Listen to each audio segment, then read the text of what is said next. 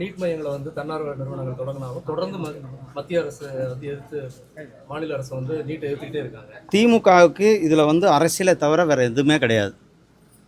திராவிட முன்னேற்ற கழகம் பொய்யை சொல்லுவது, மாணவர்களை தவறாக திசை திருப்புவது, மாணவர்களை வந்து தயார்படுத்தி கொண்டிருக்கின்ற மாணவர்களை அவர்களுடைய மன வலிமையை குறைப்பது, இப்படி போன்ற செயல்களில் தான் திமுக தொடர்ந்து செயல்பட்டு கொண்டிருக்கிறார்கள். நீட்டை பொறுத்தளவுக்கு நீட்டை கொண்டு வந்ததே திராவிட முன்னேற்ற கழகம் ஆட்சியில் தான்.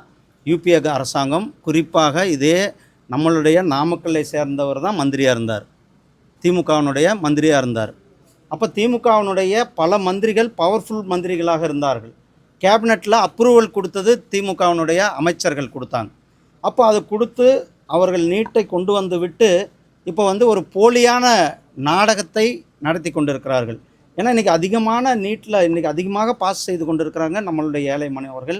அதுவும் அரசு பள்ளிகளில் படிக்கிற மாணவர்களுக்கு எங்களுடைய என்டிஏ அரசாங்கம் போன வச்சு அதிமுக தலைமையில் இருக்கிற தேசிய ஜனநாயக கூட்டணி 7.5% இடஒதுக்கீடை கொடுத்து மாணவர்கள் எல்லாரும் மருத்துவர்களாக வேண்டும் என்ற அந்த உயரிய நோக்கத்தோடு நாம் செயல்பட்டு கொண்டிருக்கிறோம். ஆனால் திராவிட முன்னேற்ற கழகம் எதில் நீங்கள் அரசியல் பண்ணுங்க, ஆனால் எதில் எடுத்தாலும் அரசியல் பண்ணக்கூடாது.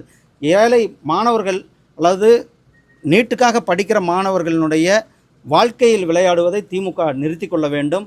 ஏன்னா அவங்க தான் இதை கொண்டு வந்தாங்க. அதுக்கு பிறகு சுப்ரீம் கோர்ட் ஆர்டரு, இது வந்து பல இது இருக்குது. சுப்ரீம் கோர்ட்டினுடைய உத்தரவை நாங்கள் நடைபெறும். அதிமுக பாஜக தாமரையில தண்ணி ஒட்டாத மாதிரி தான் ஒரு சூழல் இருக்குன்னு எல்லாருமே பேசிக்கிட்டாங்க. இது வந்து திமுக வந்து ஒரு கனவு காண்றாங்க. எங்களுடைய கூட்டணி மிகவும் வலிமையான கூட்டணி. எங்களுடைய தேசிய ஜனநாயக கூட்டணி 2026 மிக பெரும்பான்மையோடு வெற்றி பெற்று திமுகவை வீட்டுக்கு அனுப்பிவிட்டு எங்களுடைய பிரதமர் திரு நரேந்திர மோடிஜி அவர்களுடைய வழிகாட்டுதலில் தேசிய ஜனநாயக கூட்டணியினுடைய ஆட்சி அமைவது உறுதி செய்யப்பட்டிருக்கிறது. அதை பொறுத்து கொள்ள முடியாமல் தான் தினந்தோறும் திமுகவினுடைய மற்ற அந்த கூட்டணி கட்சிகள்லாம் ஒரு பொய்யான செய்திகளை பரப்பி கொண்டு இருக்கிறார்கள்.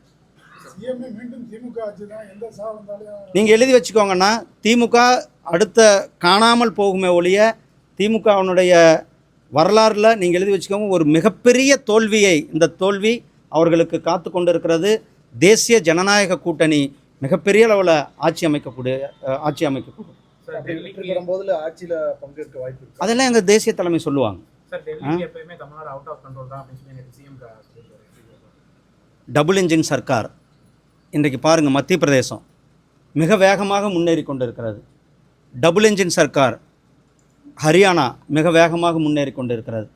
மகாராஷ்டிரா, உத்தரப்பிரதேசம், பீகார், நீங்கள்லாம் பீகார் வந்து பின்தங்கி, ஆனால் பீகார் வந்து இன்னொரு 10 ஆண்டுகளில் தமிழ்நாட்டை பின்தள்ளி வரும் அந்த அளவுக்கு முன்னேற்றம் வேகமாக அங்கு முன்னேறி கொண்டிருக்கிறார். ஒவ்வொரு மாநிலம் கூட டபுள் இன்ஜின் சர்க்கார் பிரதமர் திரு நரேந்திர மோடிஜி அவர்களுடைய வளர்ச்சி பாதையில் நோக்கி சென்று, ஆனால் இங்கே வந்து மத்திய அரசாங்கத்தை எதிர்த்து தமிழ்நாட்டினுடைய வளர்ச்சியை இவர்கள் கெடுத்து கொண்டிருக்கிறார்கள். இதுக்கு முன்னாடி இருந்த பல தலைவர்கள் மத்திய அரசாங்கத்தை கூட ஒரு இணக்கமான முறை தான்